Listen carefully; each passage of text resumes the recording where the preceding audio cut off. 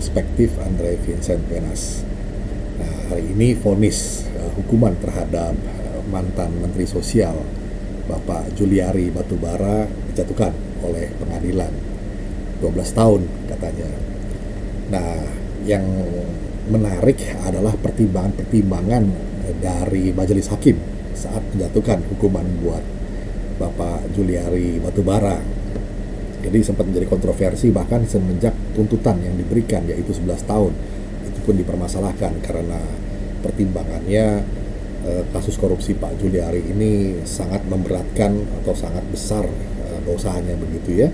Bahkan ada yang sempat mewacanakan tentang hukuman mati, kemudian juga hukuman seumur hidup penjara.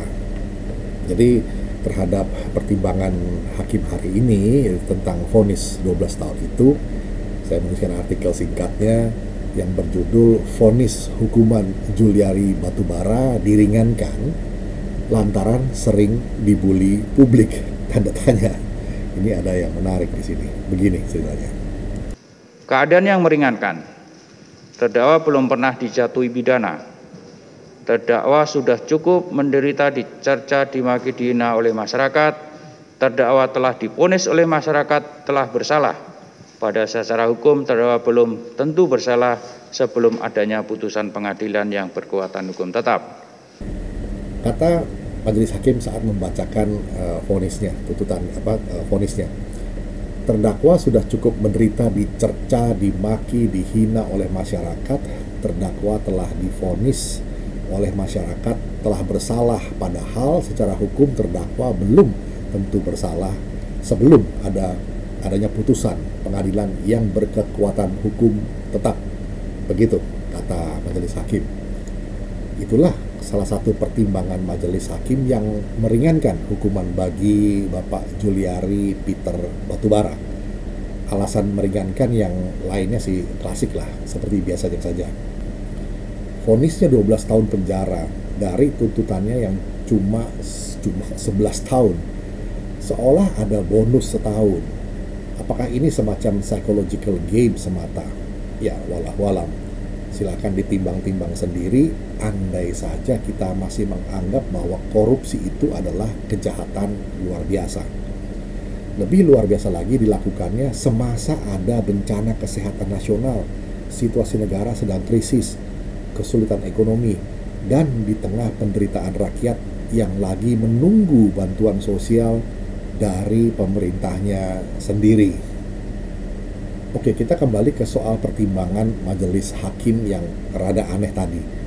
Lantaran katanya sudah dibully habis-habisan oleh publik, maka hukumannya pun dipertimbangkan untuk keringanannya. Jadi logikanya, jika saja publik tidak mencerca, tidak memaki, dan tidak menghina Juliari Batubara setelah ia ketahuan korupsi, apakah hukumannya bakal dipertimbangkan oleh majelis hakim untuk tidak diringankan? Itu pertanyaan terbaliknya ya. Lalu apakah supaya pertimbangannya jadi memberatkan terdakwa, maka publik malah justru mestinya memuji-muji dan mengeluh-elukan Juliari? Pusing. Rupanya penderitaan lahir dan batin dari masyarakat luas yang haknya telah dicuri oleh Pak Juliari itu tidak menjadi pertimbangan. Hanya penderitaan lahir dan batin dari terdakwa Juliari saja yang jadi pertimbangan. Lalu apakah semangat supaya ada efek jerah dari setiap vonis hukuman pidana korupsi cuma terdampar sebagai sloganisme saja? Publik pun banyak yang bertanya dan berseru, kenapa tidak penjara seumur hidup? Miskinkan saja para koruptor itu. Bahkan sempat ada wacana hukuman mati segala. Kita masih ingat kan? Kali ini kita mau singgung soal memiskinkan koruptor itu saja. Perkara hukuman lainnya sudah banyak dibahas rekan-rekan lainnya. Ya, miskinkan koruptor itu.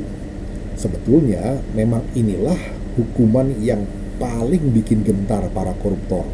Karena motif mereka kan keserakahan, motif ekonomi. Tapi bukankah untuk memiskinkan mereka itu maka hartanya mesti dirampas dulu oleh negara? Lalu pertanyaannya, apa landasan hukum bagi aparat hukum untuk perampasan aset atau harta para koruptor itu? Jawabnya sederhana, mesti ada undang-undang yang melegalisasi tindakan negara untuk bisa merampas aset atau harta para koruptor itu.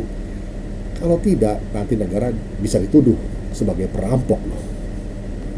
Lalu rentetan pertanyaan berikutnya, apakah undang-undang itu sudah ada? Belum. Lalu, apakah rancangan undang-undangnya sudah ada konsepnya? Iya, sudah ada. Bahkan konsepnya sudah ada sejak tahun 2012. Sudah 9 tahun yang lalu, dari tahun 2021 sekarang. Ada di mana? Nyangkutnya di mana sih? Ada di gedung parlemen, alias di DPR RI. Iya, nyangkutnya di situ.